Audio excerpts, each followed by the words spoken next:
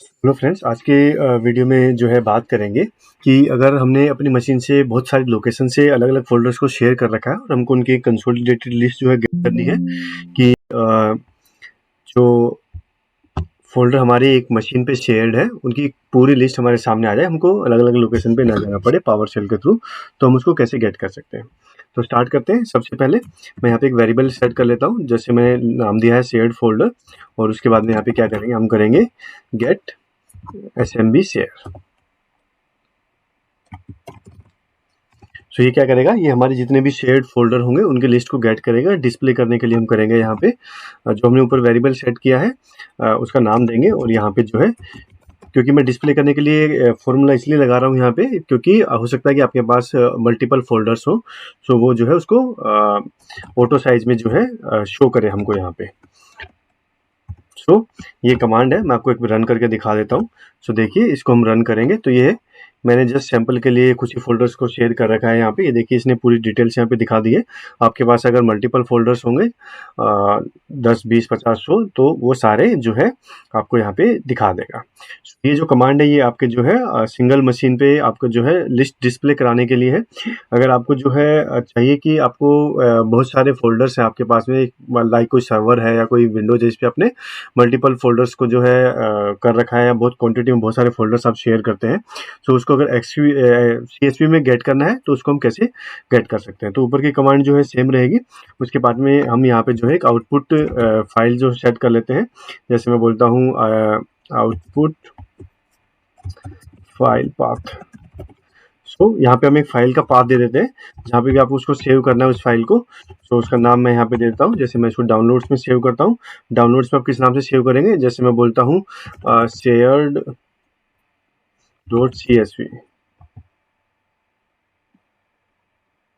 सो इसको हम रखेंगे डबल इन्वर्टेड कोमा में, कुछ इस तरीके से, और थोड़ा सा लास्ट में जाके कोड्स में चेंज करेंगे। तो ये हमारी आउटपुट फाइल का जो है पाथ हो गया।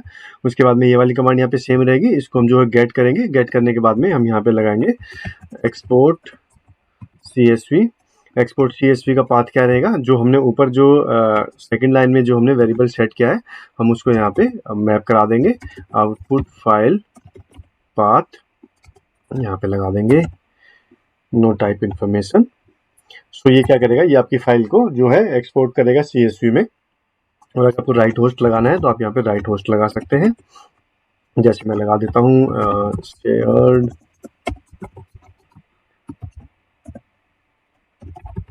फोल्डर्स लिस्ट एक्सपोर्टेड टू, जो भी आपको यहाँ पे देना है, लाइक मैं देता हूँ आउटपुट फाइल पाथ। सो ये क्या करेगी, ये जो 4 लाइन का जो कोड है, ये आपके शेयर फोल्डर की लिस्ट को गेट करेगा, आपको जो है CSV में एक्सपोर्ट करके जो भी लोकेशन आपने दी है सेकंड लाइन में, उस लाइन पे आपकी फाइल को ये जो है एक्सपोर्ट कर देगा। सो ये हो गया आपका दूसरा मेथड। पहले में हमने जो है जस्ट डिस्प्ले कराया है पावर शेल में, दूसरे में हमने फाइल को एक्सपोर्ट किया है CSV में। थर्ड मेथड, अगर आपको किसी रिमोट कंप्यूटर के जो है शेयर्ड फोल्डर को गेट करना है, तो उसके लिए कोड में यहाँ पे सेपरेटली आपको दे देता हूँ।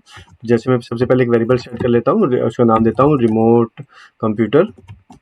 सो यहाँ पे आप जो है उसका होस्ट नेम डाल दीजिएगा, जो भी आपका होस्ट नेम होगा या जो भी IP एड्रेस होगा।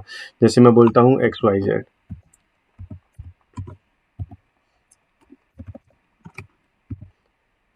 Host name and IP address दोनों में से कुछ भी आप यहाँ पे डाल सकते हैं। उसके बाद में हम लोग जो है रिमोट कंप्यूटर में एंटर करने के लिए हम PS सेशन यूज करते हैं। तो मैं यहाँ पे सेशन के लिए जो है एक वेरिएबल सेट कर लेता हूँ।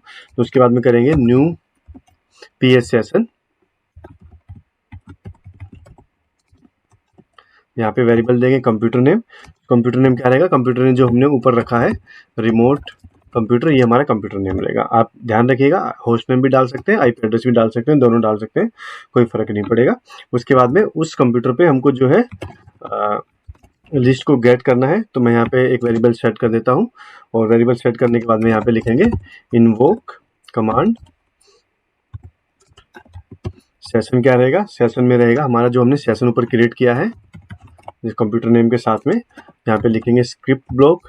स्क्रिप्ट ब्लॉक में यहाँ पे क्या एग्जीक्यूट होना है वो हमने यहाँ पे लिखेंगे गेट SMB शेयर, और इसको यहाँ पे कर देंगे क्लोज।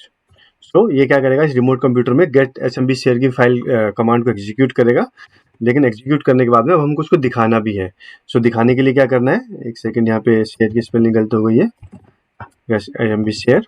और उसके बाद में डिस्प्ले के लिए क्या करेंगे, हम यहाँ पे जो हमने सबसे पहले फॉर्मूला यूज किया था शेयर्ड फोल्डर्स करके, और यहाँ पे हम करा देंगे उसको display format table is auto size, जो हमने सबसे पहले यूज किया था। और उसके बाद में आपने देखिए सेकंड लाइन में आपने पीएस सेशन में एंटर किया है, आपको जो है पीएस सेशन क्लोज भी करना है, तो हम यहाँ पे करेंगे रिमूव पीएस सेशन। ये ध्यान रखिए, जब भी हम कोई चीज़ ओपन करते हैं उसको हम क्लोज जरूर करते हैं, ताकि वो बैकग्राउंड में जो है ओपन ना रहे। सो यहाँ पे हमने सेशन को जो है क्लोज कर दिया है। सो ये कमांड को आप रन करेंगे, तो ये जो भी आपने होस्ट नेम या आईपी एड्रेस दे रखा है उसमें जा करके उसके एसएमबी शेयर फोल्डर्स की डिटेल्स को गेट करेगा और आपको यहाँ पे ला करके दिखा देगा। सो ये 3 मेथड्स मैंने आपको बता दिए हैं। आपको अगर पावर सेल में डिस्प्ले कराना है वो भी हो सकता है, आपने CSV एक्सपोर्ट करनी है वो भी हो सकता है, आपको रिमोट कंप्यूटर का गेट करना है, सो वो भी आप यहाँ पे इसको कर सकते हैं। हाँ, अगर आपको इसको भी अगर उसमें एक्सपोर्ट करना है तो आप इसको इन कोड्स को जो है ये कोड्स है इनको यहाँ से ला करके चेंज कर दीजिएगा, तो आपको रिमोट कंप्यूटर के फोल्डर्स को भी CSV में आप लोग एक्सपोर्ट कर सकते हैं।